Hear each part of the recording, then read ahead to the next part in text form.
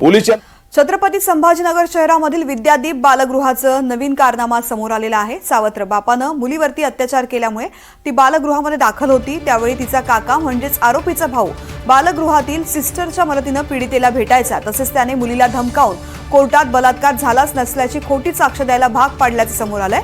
या प्रकरणात छावणी पोलीस ठाण्यात गुन्हा दाखल करण्यात आलाय। तर सोबतच मुलींना सांभाळणाऱ्या सिस्टर मंगल शहा यांना सुद्धा लाकडी छडीनं मारहाण त्या करायच्या आणि त्यांनी एका तक्रारदार मुलीच्या तळहातावरती आणि पाठीवरती छडीनं मारलेलं होतं। तसंच वेळेवरती जेवण दिलं जात नव्हतं। इतर मुलींचे आणि सिस्टरचे कपडे मुलींकडून धुवून घेतले जात होते। त्यामुळे या प्रकरणामध्ये देखील नव्यानं गुन्हा दाखल करण्यात आलाय। मोहसिन शेख या संदर्भातली माहिती देत आहेत। मोहसिन, नक्कीच आपण जर बघितलं तर विद्यादीप बालगृहाचे कारनामे यापूर्वीच आपण महाराष्ट्राला दाखवले होते आणि त्यानंतर या बालगृहाची जी आहे ती परवानगी देखील नाकारण्यात आली होती। मात्र या सगळ्या प्रकरणात जेव्हा पोलिसांकडून तपास सुरू आहे तर या तपासात वेगवेगळे कारनामे या बालगृहाचे अजूनही समोर येत आहे।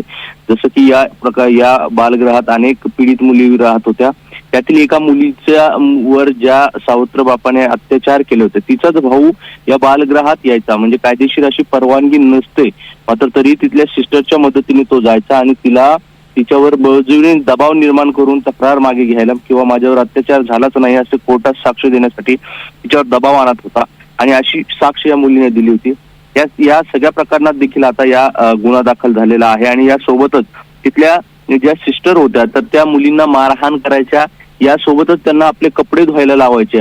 आधीच या सगळ्या मुली ज्या आहेत तर अत्याचार पीडित होत्या, काही अनाथ होत्या, त्यांना या सगळ्या यावेळी मदतीची गरज होती।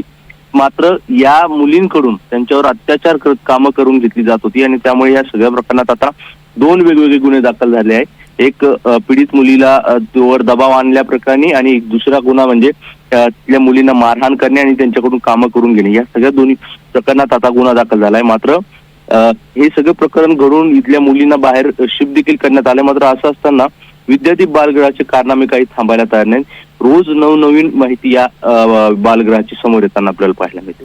निश्चित मोहसिन, धन्यवाद संपूर्ण सविस्तर माहिती करता।